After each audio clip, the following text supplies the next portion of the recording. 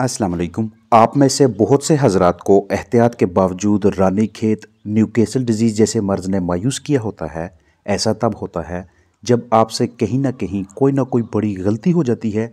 हालांकि आप फ्राहम करदा माहौल, ग़िज़ा और दीगर पहलू पे भी समझौता नहीं करते, फिर भी चिकन्स बीमार हो जाते हैं।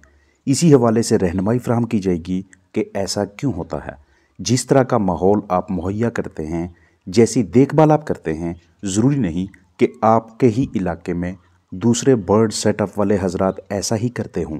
उनकी गैर जिम्मेदारी या गलतियों का हमेयाजा भी बाज़-औक़ात आपके बर्ड्स को भुगतना पड़ता है, क्योंकि वो ना सिर्फ वायरस को मौका देते हैं बल्कि इसके फैलाव का भी सबब बनते हैं।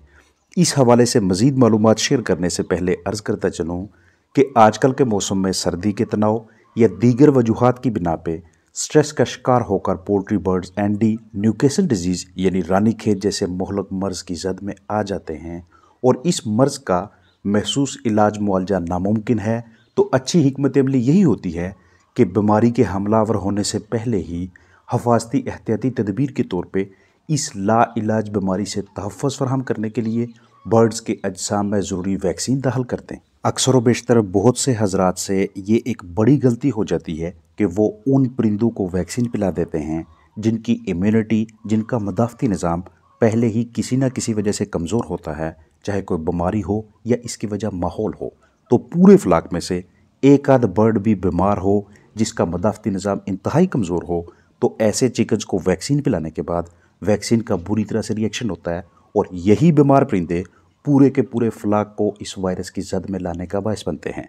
लिहाजा जब भी वैक्सीन पिलाएं, आपको यकीनी होना चाहिए कि फ्लाक इम्यूनोसप्रेसिव नहीं है, इसकी इम्यूनिटी ठीक है। अगर आपको किसी एक बर्ड में भी हल्का फुल्का मसला नज़र आता है तो सबसे पहले उसको अलहदा करें, अलग करके उसकी बाकायदगी से ट्रीटमेंट करें। जब तक वो ठीक नहीं हो जाता, इस फ्लाक को वैक्सीन नहीं पिलाने। और वैक्सीन मिले पानी में हाथ से गंदगी दाखिल करना भी वैक्सीन के फेलियर की एक बड़ी वजह बन जाता है। इस वैक्सीन की असर पजीरी सामने नहीं आती, बल्कि ये महज पैसों का ज़िया कहलाता है। आप जिस भी जगह से वैक्सीन खरीदते हैं, आपको यकीनी होना चाहिए, तसल्ली कर लें कि इस जगह से ली गई वैक्सीन की स्टोरेज बहुत अच्छी होती है। और जब अपने पास वैक्सीन लेकर आएँ, आपको एक आध दिन के लिए उसे ज़हीरा करना पड़े तो उसके लिए टेम्परेचर +2 से लेकर +8 के दरमियान रखें और 5 डिग्री सेल्सियस को आइडियल टेम्परेचर माना जाता है। आपके पास जितनी तादाद में पोल्ट्री बर्ड्स मौजूद हैं, एन उसी के मुताबिक आपने वैक्सीन की डोजेज अपने चिकन्स को देनी है। अगर आप वैक्सीन को ओवरडोज करते हैं, ऐसी सूरत हाल में भी रिएक्शन आएगा, वैक्सीन असर नहीं दिखाएगी।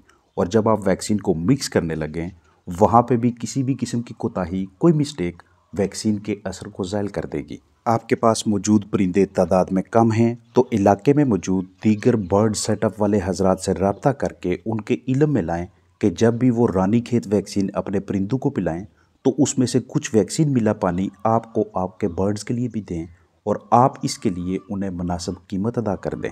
वो जितनी भी बने, या फिर इलाके में मौजूद दीगर हजरात से मिलकर वैक्सीन मंगवा लें और एक ही वक्त पे सबके चिकन्स को ये वैक्सीन पिला दी जाए। रानीखेत जैसे मर्ज को कंट्रोल करने के लिए मुमकिन है कि आपको करीबी वेटनरी क्लिनिक से, ये वेट स्टोर से जो वैक्सीन दस्तयाब हो वो 1000 चिकन्स के लिए हो। इसलिए तमाम फार्मर्स का एक ही टाइम पे एक ही वैक्सीन खरीदना, तमाम चिकन्स को पिलाना और सब में एक साथ इम्यूनिटी पैदा करवाना बेहतरीन हिकमत अमली है। अगर रानीखेत एनडी बीमारी आपके एरिया में आ जाती है तो एक साथ वैक्सीन पिलाने की वजह से तमाम बर्ड्स पहले से ही महफूज होंगे और आप नुकसान से दो चार नहीं होंगे। ये लाइव वैक्सीन है, इसके अंदर वही वायरस मौजूद है कि जिससे बचाव के लिए आप ये वैक्सीन पिला रहे हैं, लेकिन ये वायरस इतनी कमज़ोर हालत में है कि जैसे ही ये पानी के ज़रिए आपके बर्ड्स के अजसाम में दाखिल होगा तो चिकन्स के अजसाम में मौजूद के सेल्स, किलर सेल्स, जो कि डिफेंस सिस्टम, इम्यून सिस्टम का हिस्सा होते हैं, वो इस कमज़ोर वायरस को फौरी तौर पे घेर के इसे किल कर देंगे।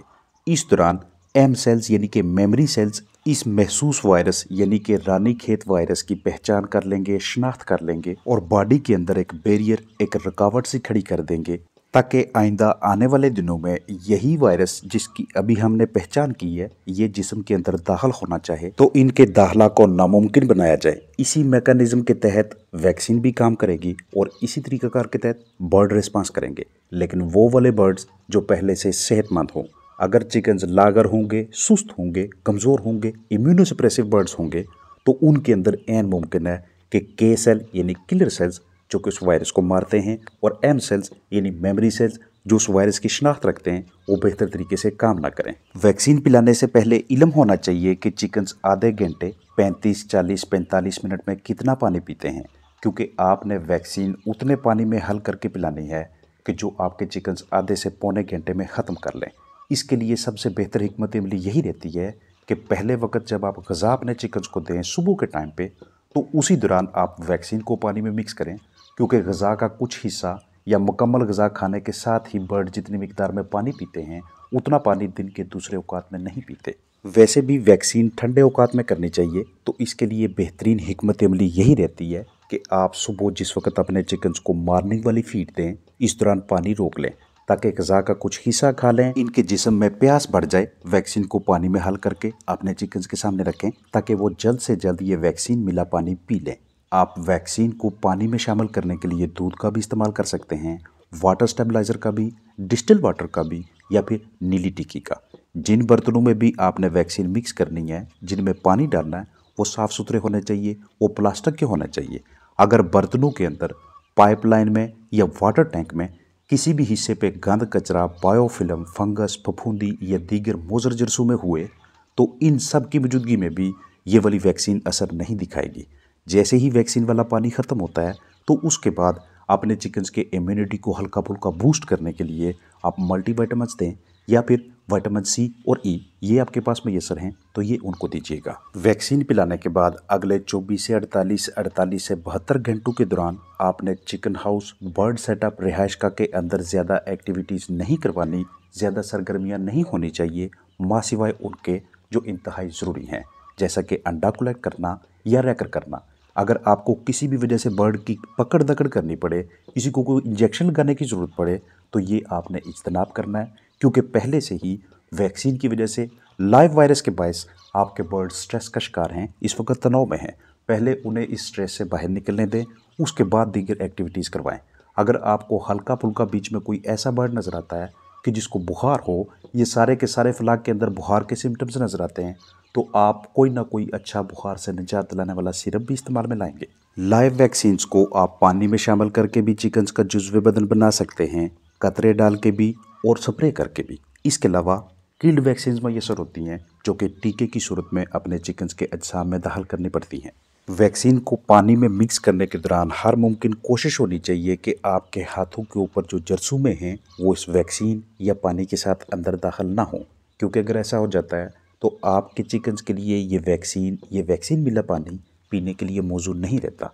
तो अगर हम चाहते हैं कि वैक्सीन ना तो रिएक्शन दिखाए और ना ही उसकी असर पजीरी कम हो, बल्कि बाकायदा रिजल्ट सामने आए, इलाके में अगर वबा फूटे, हमारे चिकन्स महफूज रहें, तो इसके लिए आपको इन तमाम प्रोटोकॉल्स, तमाम स्टैंडर्ड्स, हिफाजती एहतियाती तदाबीर पे अमल करना पड़ता है। दूर दराज से आकर आपके इलाके में लोग अगर डेड बर्ड्स फेंकते हैं, गाड़ियाँ फेंक के जाती हैं, तो उन्हें इस काम से रोकें, क्योंकि ये वाले डेड चिकन्स मोटेलिटीज़ ऐन मुमकिन है कि किसी वायरस की जद में आकर मौत का शिकार हुए हों। अपना ख्याल रखिएगा। अस्सलाम वालेकुम वरहमतुल्लाहि वबरकातुहू।